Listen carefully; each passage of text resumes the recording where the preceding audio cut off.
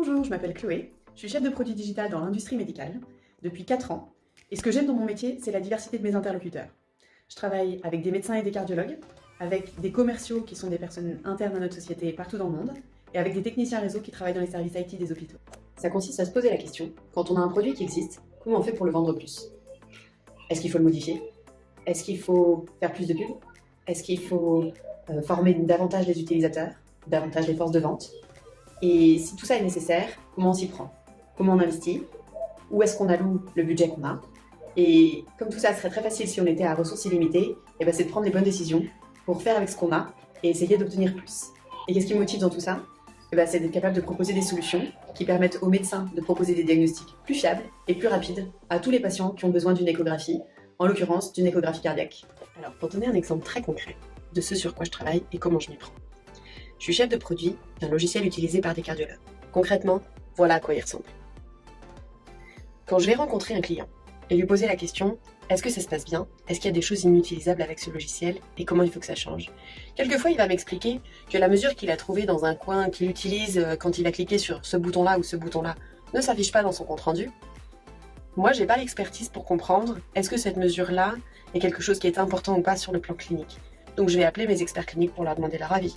Leur demander quelle est la fréquence d'utilisation de ce paramètre. Est-ce que c'est quelque chose qui est utilisé partout dans le monde ou seulement par certains cardiologues? Est-ce que c'est utilisé aussi par les sonographeurs, qui sont les gens qui font les échographies dans certains pays? Ensuite, je vais travailler avec l'équipe de recherche et développement, parce que moi je ne sais pas si c'est difficile ou pas de corriger ou de faire quelque chose pour que ce fameux paramètre apparaisse dans le compte-rendu qu'il utilise dans un autre logiciel.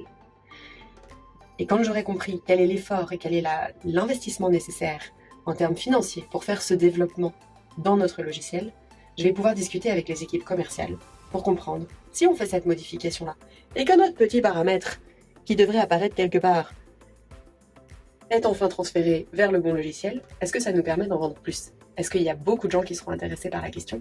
Est-ce que ça nous permet de gagner des parts de marché? Et là, je vais faire un peu de calcul sur Excel, essayer de voir si on est capable d'identifier si c'est rentable, et je vais prendre la décision de faire la modification ou pas à la prochaine occasion qu'on aura de sortir un produit.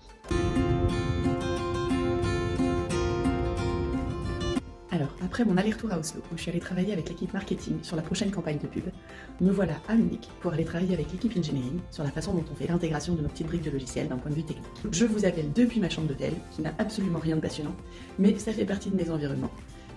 Alors, dans les trucs chouettes dans mon métier, je travaille avec des gens qui sont partout dans le monde. Donc, j'ai besoin d'être experte en rien. Je travaille avec des experts dans chacune des fonctions, et je m'assure juste que j'ai les bons éléments pour prendre les décisions, pour les arbitrer, quand il y a besoin de faire un choix entre l'expertise de l'un et l'expertise de l'autre. Quand il y en a un qui propose quelque chose qui coûte trop cher, s'assurer que la perspective du financier de l'autre côté est un peu rééquilibrée s'il y en a besoin. S'assurer quand les équipes commerciales me disent qu'il y a vraiment besoin de faire quelque chose, que la R&D trouve une solution technique. Voilà le genre d'échange que j'ai, et je trouve que travailler avec des gens qui ont cette expertise dans chaque fonction, c'est vraiment un vrai support sur lequel je peux m'appuyer, et c'est très agréable. La contrepartie, c'est que je travaille avec des gens partout dans le monde, donc le décalage horaire, il existe pour tout le monde, on n'a pas tous les mêmes jours fériés, potentiellement on est sollicité tout le temps, on pourrait travailler 24 heures sur 24 et 7 jours sur 7, les jours fériés aux États-Unis et en France ne sont pas les mêmes, donc il faut un petit peu d'autodiscipline pour éteindre ses mails et son téléphone quand on a envie de faire autre chose. En ce qui me concerne, du coup, j'ai encore 2 téléphones. J'ai encore mon téléphone perso et mon téléphone pro. Mon téléphone pro, quand je suis en vacances, il n'y a plus de batterie. Ceci dit, je le vis très bien. Ça y est, mon déplacement touche à sa fin. J'ai travaillé toute la journée et je rentre à la maison. Demain, une journée un peu plus cool m'attend, parce que quand ça fait une semaine qu'on est en déplacement, on peut prendre une journée un peu plus calme. Donc demain, je vais chercher les enfants à l'école. Alors, il est 8h30 du matin, j'ai déposé les filles à l'école, je remonte en voiture, j'ai un passager de circonstance, Mickaël s'est installé, il est attaché, nous allons pouvoir repartir. Donc je vais m'installer à mon bureau pour une journée en partie en présentiel et en partie à distance. Donc je vais avoir certains collègues au téléphone, en vidéoconférence, et j'espère en croiser d'autres, physiquement à la machine à café et à la cantine pour déjeuner. Alors pour ce qui est de mon parcours, moi je savais pas ce que je voulais faire. J'avais aucune idée. J'avais un penchant plutôt scientifique, j'étais une bonne élève, alors j'ai repoussé le choix. J'ai fait des classes préparatoires, des études très théoriques. C'était le côté un peu délicat, un peu difficile de l'étape à passer, mais ça m'a permis de ne pas choisir. Ensuite, j'ai fait des études d'ingénieur en électronique. De l'électronique, il y en a partout. C'était encore une façon pour moi de repousser ce choix qui était si difficile. Ensuite, j'ai commencé à travailler dans un laboratoire de recherche et développement, dans l'industrie. J'ai choisi l'industrie médicale. Ça, c'était un choix purement personnel, une façon de trouver un environnement où moi j'y trouvais du sens. J'ai fait des tests sur des cartes électroniques dans un laboratoire. Et là où j'ai trouvé mon intérêt et ma motivation personnelle sur l'environnement clinique, sur la diversité des métiers qui m'ont plu autour de moi, là où j'ai commencé à découvrir l'industrie, je me suis rendu compte que ces évolutions vers d'autres métiers, elles étaient possibles en interne une fois qu'on avait choisi le métier d'ingénieur. Donc j'ai beaucoup utilisé ces compétences d'ingénieur pour évoluer d'une activité qui était presque manuelle sur des tests de cartes électroniques vers de la gestion de projet, puis de la gestion de produits, où j'ai pu aborder des notions un peu plus commerciales, un peu plus financières, un peu plus de relations avec les clients, et vraiment évoluer au cours de ma carrière au sein de la même entreprise. Je suis aujourd'hui convaincue que c'est des évolutions qui sont aussi possibles d'une entreprise à une autre, mais j'ai eu la chance de commencer dans une très grande structure, et donc de ne pas épuiser toutes les possibilités qui étaient possibles autour de moi. Dans la vie, quand on commence quelque chose, on n'est jamais sûr que ça va marcher. Alors mon conseil, c'est faites-vous confiance. Quelque chose vous tente? Allez-y. Allez-y à fond, ratez, réfléchissez à ce que vous avez appris et recommencez. C'est la curiosité et la motivation qui vont vous porter dans la vie. Profitez-en.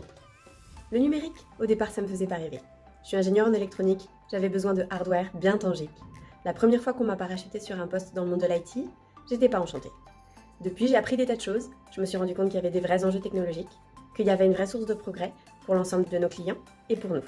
Et ça a été un vrai moment pour moi, cette courbe d'apprentissage, pour prendre conscience de l'ensemble de ce qu'il y avait à faire sur ce genre de sujet et de l'impact que ça pouvait avoir. Cet impact, c'est quelque chose qui me motive encore tous les jours. Ma façon de m'engager dans le numérique aujourd'hui, c'est de partager à propos de mon métier. Il y a tellement de choses à faire sur le sujet qu'on a énormément de mal à recruter. On a besoin de plus de bras, on a besoin de gens passionnés, on a besoin de gens intéressés. Alors, essayez d'expliquer à chacun quel est mon métier, ce qu'on y trouve d'intéressant, toutes les évolutions, tous les profils des clients qui ont besoin de nous. C'est quelque chose qui, j'espère, motivera les futurs ingénieurs de demain, les ingénieurs du numérique et l'ensemble de tous ceux qui ont envie de baigner dans ce domaine-là. Alors ma façon de m'engager, c'est d'aller expliquer mon métier auprès des étudiants, auprès des enfants, des générations de demain et de partager aussi sur ce genre de médias grâce à Million Road.